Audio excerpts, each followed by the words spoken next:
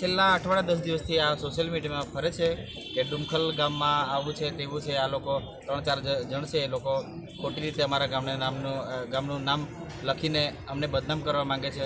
એમાં આ પોસ્ટ દ્વારા એ ઇન્સ્ટાગ્રામ, ફેસબુકમાં આ અમારી મા બેન દીકરીઓને બદનામ કરવાના એ લોકોએ ષડયંત્ર કરેલું છે. એના ભાગરૂપે અમે બધા ગ્રામજનો અહીંયા અરજી કરવા આવેલા છે. પોલીસ સ્ટેશનથી જવાબ આપ્યો છે કે અઠવાડિયામાં આપણે એનું નિરાકરણ લાવી આપીશું.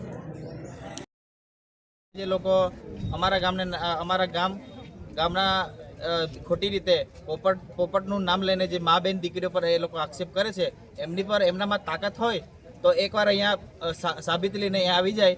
જો તમારે પર કોઈ બી પ્રૂફ હોય તો અમે આખી જિંદગી તમારે ત્યાં આવીને પોતા મારવા માટે તૈયાર છે. જો ખોટા સાબિત થયા ને તો ડેડિયાપાડામાં એનો વરઘોડો અમે કાઢશું. એ ખુલ્લી ચેલેન્જ આપીએ છીએ અમે.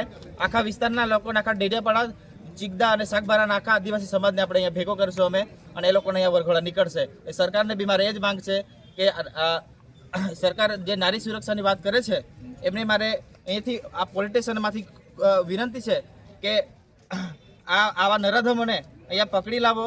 ખોટી રીતે અમારી મા બહેનો પર આક્ષેપો કરે છે એમને અહીંયા પોલીસ પકડી લાવવી જોઈએ.